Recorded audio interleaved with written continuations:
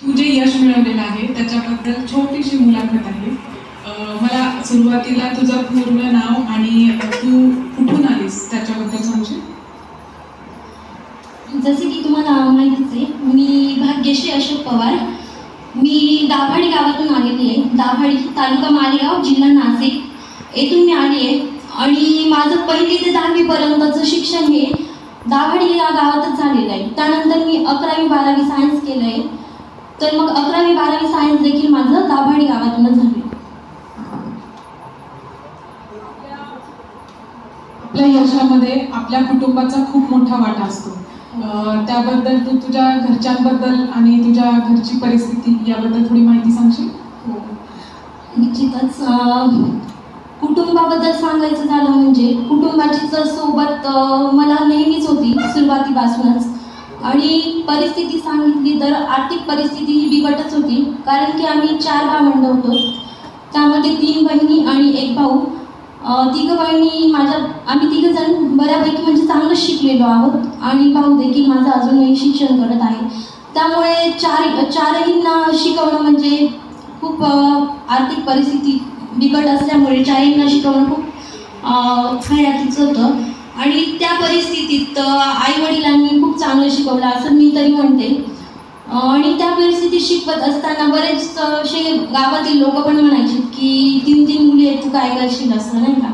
मग तरी पण आईवडिलांनी म्हणजे लोकांकडे लक्ष न देता आम्हाला 3 बहिणींना देखील आणि भावाला पण चांगल्या पद्धतीने शिकवलं. खरंच मुलींना शिकवणं ही खूप अवघड परिस्थिती असते कुटुंबासाठी. तुझ्या घरच्यांनी तुला इथपर्यंत शिकवलं ही खूप मोठी बाब आहे. तुझा या महाविद्यालयापर्यंतचा प्रवास कसा होता? म्हणजे तू कसं MSW ला काय ॲडमिशन घेतलं किंवा इथपर्यंत कशी काय पोहोचलीस? MSW ला ॲडमिशन घ्यायचं म्हणजे मी आधी 12वी नंतर काय करायचं हा म्हणजे निर्णय घ्यावाच लागतो आपल्याला. तर तेव्हा मला माहिती नव्हतं की BSW काय असतं, MSW काय असतं, हे काहीच माहीत नव्हतं मला. आणि हे काही फेकत नाही, मी खरंच सांगते. त्यामुळे वडिलांचे एक मित्र होते, त्यांचं MSW झालं होतं त्या काळात. तर ते सांगायचे की 2 मुलींचं लग्न झालेलं आहे, तर मग आता 1 मुलगी राहिली, मग तिचं तरी काहीतरी शिक्षण चांगलं झालं पाहिजे असं. मग तेव्हा वडिलांचे मित्र होते, त्यांनी सांगितलं की हिचं MSW करायचं असं. मग तेव्हा वडील म्हणाले की तू MSW कर. मग ते MSWच्या आधी काय करायचं तर BSW करायचं. तेथून मी 12वी नंतर BSW ला ॲडमिशन घेतलं. तेव्हा मला BSW म्हणजे काय ते काहीच माहीत नव्हतं. पहिलं तर 1 ते 3 महिने मला समजलंच नाही की BSW काय. समाजकार्य सगळीकडे समाजकार्यच होतं, मला समजतच नव्हतं काय करायचं. मग सुरुवातीला काही दिवस लेक्चर्स अटेंड केले. 1 ते 3 महिने मला काहीच समजलं नाही. तेव्हा कुठे केसवर्क हा विषय खूप म्हणजे तेव्हापासून मला खूपच जास्त केसवर्क खूप आवडायला लागलं. त्यावेळी केसवर्कचे 4 Ps, त्यानंतर समाजकार्याच्या पद्धती, हे तिथून माझी सुरुवात झाली. मग हळूहळू मला समाजकार्य म्हणजे काय हे कळायला लागलं. आणि त्यानंतर मग मला समाजकार्यात रुची माझी वाढायला लागली. त्यानंतर मग मी तसंच समाजकार्यात शिक्षण घेत असताना BSW केलं. BSWच्या प्रथम, द्वितीय आणि तृतीय वर्षात पण मी पहिलीच आली. आणि त्यानंतर मग मी MSW ला ॲडमिशन घ्यायचं होतं मला. तर काय करायचं, BSW नंतर मी ॲडमिशन घ्यायचं की जॉब करायचा असं, नाही का. घरची परिस्थिती थोडी बिकट होती त्यामुळे. तर मग मी मनाशीच जिद्द केली की जाऊ द्या, आपण डिग्री पूर्ण कंप्लीट करून घेऊ. मग मी डिग्री कंप्लीट केली. त्यासाठी पण पहिल्या वर्षाला चांगला प्रयत्न केला की आपण आपलं 100% देऊ. 100% नाही जरी देता आलं तर 50%, 70% तर आपण चांगलं देऊच. मग मी तशी सुरुवात केली. मग तसं करता करता माझं MSW पण कंप्लीट झालं. आणि मी महाविद्यालयात तर पहिली आलीच, पण आता युनिव्हर्सिटीमध्ये पण प्रथम आली. महाविद्यालयात 5ही वर्ष प्रत्येक वर्गात प्रथम आलेली आहेस आणि अशीच तू पुढच्या भविष्यात पण सर्वच ठिकाणी प्रथम यावं. या महाविद्यालयाबद्दल तुझं मत काय आहे? तुला काय वाटतं या महाविद्यालयाने तुला काय दिलं किंवा महाविद्यालयामध्ये तुला काय अडचणी आली याबद्दल काय सांगशील? आपले जीवन जगत असताना अप्स अँड डाऊन येतच असतात. त्या त्यामुळे मग जीवन जगत असताना मी डिग्री पण कंप्लीट केली. त्यानंतर मग त्यात खूप अडचणी पण येत होत्या आणि चांगला आनंद पण मिळत होता शिक्षण घेत असताना. त्यावेळी BSWला असताना म्हणजे मला समाजकार्याची रुची तर वाढतच गेली हळूहळू. पण त्यावेळी जेव्हा BSW प्रथम वर्षाला होती, त्यानंतर सेकंड सेमिस्टरला कोविड होता. त्यावेळेला 17 मार्च पासून कोविड सुरू झाला होता. तेव्हा आम्हाला सांगितलं होतं की 10 ते 15 दिवस सुट्ट्या असतील, पण माहिती नव्हतं की खूप साऱ्या सुट्ट्या असतील 10-15 दिवसांचं नाव करून. मग त्यानंतर दुसरं सेमिस्टर हे ऑनलाईनच झालं. दुसरं सेमिस्टर ऑनलाईन झालं तर त्यावेळेला असं समजलं की मी बऱ्याच मैत्रिणींना पण विचारलं की तुमचे लेक्चर्स कसे होतात काय असं. मग जळगावला पण, त्यानंतर आमच्या इथे नाशिकला पण, तर बरेच जण सांगायचे की लेक्चर्स होतात पण रेग्युलर व्यवस्थित होत नाही ऑनलाईन लेक्चर्स. तर त्या मानाने आपल्या महाविद्यालयात खरंच खूप चांगले टीचर्स आहेत, आपले प्राध्यापक आहेत. ते आपल्याला 100% देण्याचा प्रयत्न करतात, पण आपण त्यातून किती घेतो हे आपल्यावर आहे. त्यामुळे मी तर सांगेल की कोविडच्या काळात तर त्यांनी खूप मेहनत घेतलीच आहे, पण आता जर आपल्याला प्रत्यक्षरित्या शिकायला मिळतंय तर आपण शिकून घेतलं पाहिजे. महाविद्यालयामध्ये तुला विषय तर शिकवले गेले, पण इतर उपक्रमांमध्ये काय वाटतं तुला? महाविद्यालयामध्ये जे उपक्रम राबवले जातात त्याबद्दल काही सांगशील का की त्याच्यामुळे काय परिणाम होतो विद्यार्थ्यांवर? महाविद्यालयात विविध उपक्रम होत असतात, जसे की शिबिर असतील किंवा वेगवेगळे ॲक्टिव्हिटीज असतील. त्यामध्ये पार्टिसिपेट मी पण घेत होती. माझं काही खूप जास्त संवाद कौशल्य खूप छान होतं असं काही नाही, पण माझं लेखन कौशल्य चांगलं होतं. त्या जोरावर मी पेपर पण चांगले दिले. त्यामुळे सर्व ठिकाणी मी सहभाग घेत होती. त्यामुळे मला नवनवीन काहीतरी शिकायला मिळत होतं. मेहंदीचे कॉम्पिटिशन असेल, रंगोली असेल, त्याचबरोबर वेगवेगळ्या ॲक्टिव्हिटीज असतील, त्यामुळे आपल्याला एक नवीपणा शिकायला मिळतो आणि त्यातून आपण नवेपणा शिकून घेत असतो.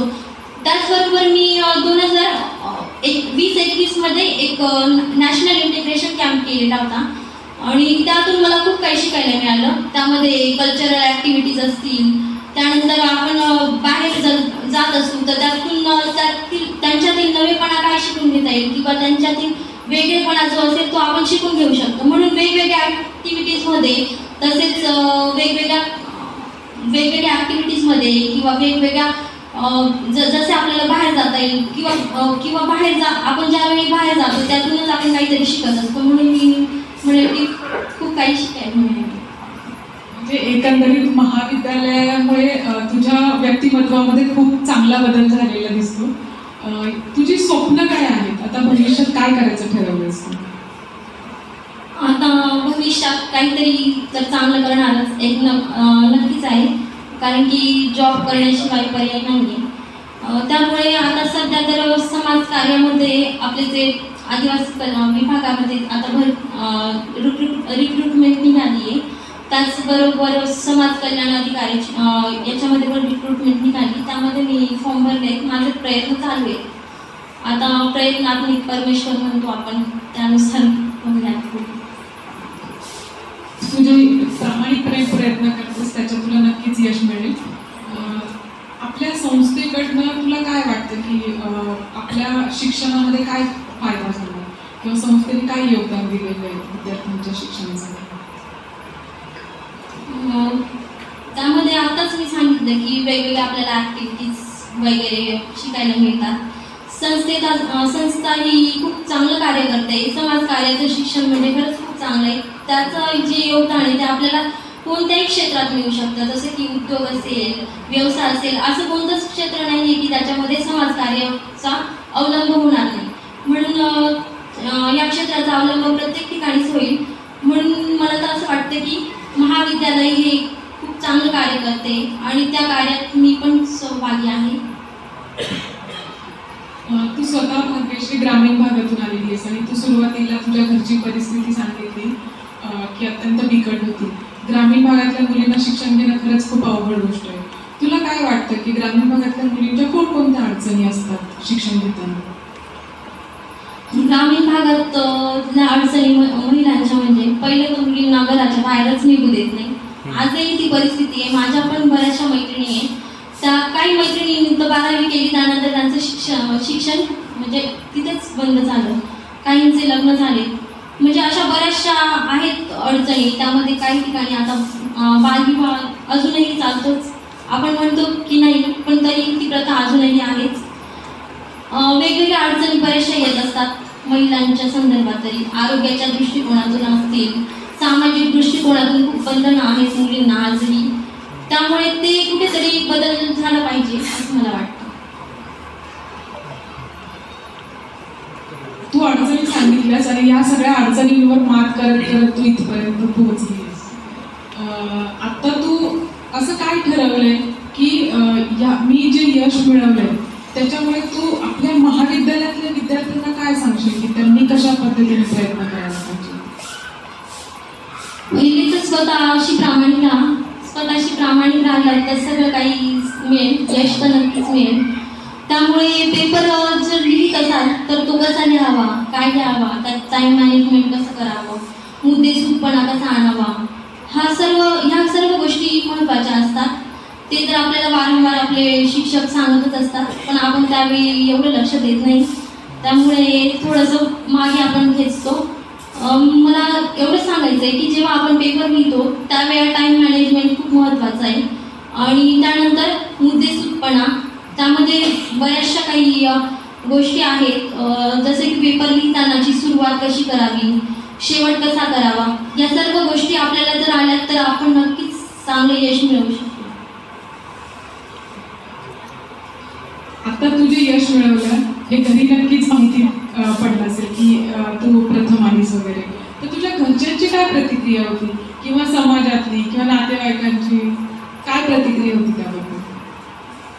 घरच्यांना तर निश्चितच अभिमानास्पदच वाटत होतं. खूप आनंद झाला. त्यांनी शेजारी आजूबाजूला सर्वांना सांगितलं, नातेवाईकांना सांगितलं. नातेवाईकांना पण खूप आनंद झाला. जे नातेवाईक सांगत होते की तुला 3 मुली आहेत किंवा 4 मुलं आहेत, तू काय करशील, त्यांच्या तोंडाला थोडासा विराम लागलाय, एवढं सांगते. ही गोष्ट मात्र खरी की तुझ्या यशामुळे अनेक प्रश्नांना विराम लागला असेल आणि निश्चितपणे इतर लोकही मुलींना शिक्षणासाठी पुढे पाठवतील. तुला असं काही आवर्जून सांगावंसं वाटतंय का की ही गोष्ट माझ्या आयुष्यात खूप प्रेरणादायी ठरली? प्रेरणादायी सांगायचं म्हटलं तर पहिले तर आई वडील, कारण की त्यांनी जर मला प्रोत्साहन दिलं नसतं तर मी आज इथपर्यंत आली नसते. आणि त्यानंतर मला शिक्षकांची साथ होती. त्यामध्ये फील्डवर्कमध्ये कसं काय केलं पाहिजे, त्यानंतर रिसर्च असतो आपला, आता सगळ्यांचा रिसर्च चालू झाला असेल, तो रिसर्च पण आपण वेळेवर कंप्लीट करणं खूप गरजेचं आहे. आणि आपण टाळाटाळ करत असतो, आज नाही उद्या नाही परवा करू, पण मग ते पुढच्या ज्या आपल्या ॲक्टिव्हिटीज असतात त्यामुळे राहून जातो. त्यामुळे तुम्ही फील्डवर्क पण वेळेवर करा, रिसर्च पण वेळेवर करा. त्यानंतर आई वडिलांचं प्रोत्साहन होतं, शिक्षकांचं देखील प्रोत्साहन होतं आणि वेळोवेळी मला सगळ्यांनीच मार्गदर्शन केलं. धन्यवाद भाग्यश्री. तुझ्या पुढील भविष्यातील वाटचालीसाठी तुला खूप खूप सर्विचार.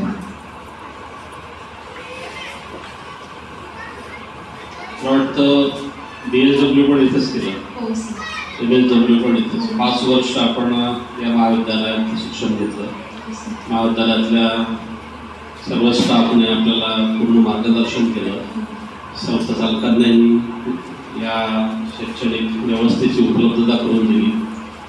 आपण 5 वर्ष अतिशय उत्तम असं शिक्षण घेऊन स्वतःची गुणवत्ता विकसित केली आणि महाविद्यालयाचं नाव हे आपण विद्यापीठ स्तरावर गुणवत्ता यादीमध्ये स्थान प्राप्त करून मिळवलं.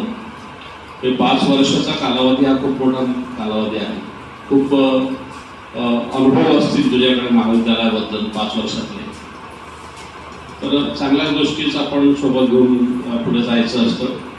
तर त्या अनुषंगाने मी प्राचार्य म्हणून, प्रशासन प्रमुख म्हणून की तुम्ही आता भविष्यात कुठे चांगल्या पदावर लागलात किंवा चांगल्या ठिकाणी तुम्ही कार्यरत झालात, तर या महाविद्यालयासाठी आपण काय करू शकाल किंवा आपली काय इच्छा आहे की इथे आपली काय उणीव आहे की ते मला करायचं आहे, असं महाविद्यालयासाठी संस्थेसाठी आपण काय करू शकाल भविष्यामध्ये माझे विद्यार्थी म्हणून?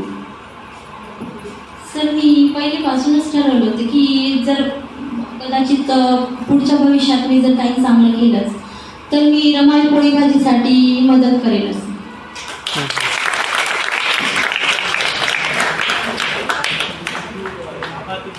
हो, मी लाभार्थी पण होते रमाई पोळी भाजी. एक अनुत्तरित प्रश्न वाटतो मला वैयक्तिक वाटतो. ही कॉलेज या विद्यापीठामध्ये एक आगळं वेगळं ठसा निर्माण करतं, पण तरी सुद्धा प्रत्येकाला वाटतं की आम्ही चांगलं करतोय. पण तू आता त्रयस्थ झालीस, इथून पासआउट होऊन गेलीस. या कॉलेजनी या मुलांसाठी आणि आणखी कॉलेज पुढे चालवं यासाठी काय केलं पाहिजे असं तुला वाटतं?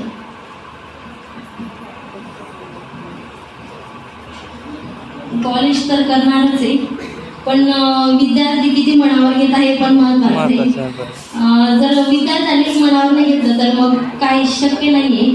त्यामुळे कॉलेज तर आपलं वेगवेगळ्या ॲक्टिव्हिटीज घेत असतात, प्रेझेंटेशन्स पण व्यवस्थित होतात आपले, पण ते किती मनावर विद्यार्थी घेत आहे हे खूप महत्त्वाचं आहे. आणि मला असं वाटतं की प्रेझेंटेशनच्या स्किल्स जेव्हा आपण प्रेझेंटेशन करत असतो त्यावेळेला विद्यार्थ्यांकडून जास्तीत जास्त आपण सहभागी विद्यार्थ्यांना करून घेतलं पाहिजे असं मला वाटतं.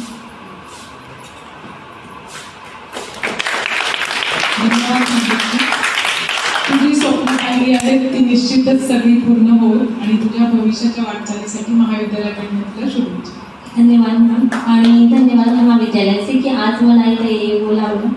धन्यवाद, खरंच खूप खूप.